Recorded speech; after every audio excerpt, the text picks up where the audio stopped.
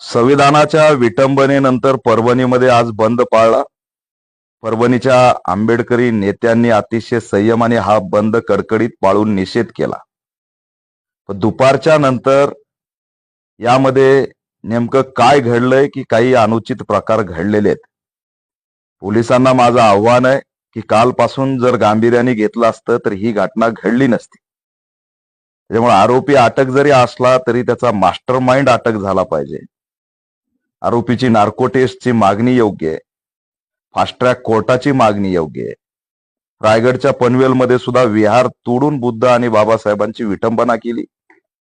त्यात सुद्धा आरोपी माते फिरू आहे. इथं सुद्धा आरोपी माते फिरू आहे. नांदेडला घटना घडली, आरोपी माते फिरू आहे. अंबाजोगाईला घटना घडली, आरोपी माते फिरू आहे. तर हे थांबलं पाहिजे आणि याच्यावरती ठोस भूमिका घेतली पाहिजे.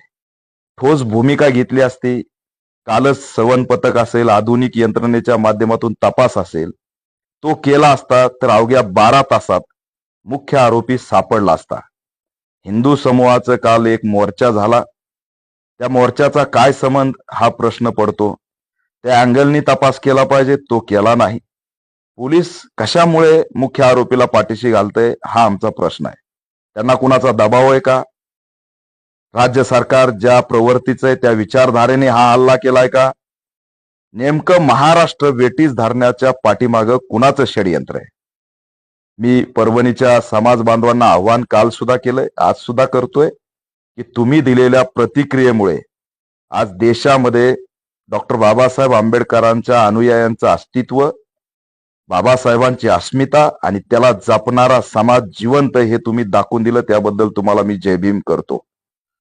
परंतु काही या आडून पुन्हा एकदा हिरो बनण्याचा प्रयत्न करतायत.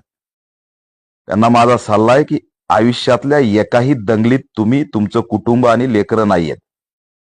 त्यामुळे स्टेटमेंट देताना संयमाने स्टेटमेंट द्या. 45,000 तरुणांचं आयुष्य भीमा कोरेगावच्या दंगलीत बर्बाद झालं.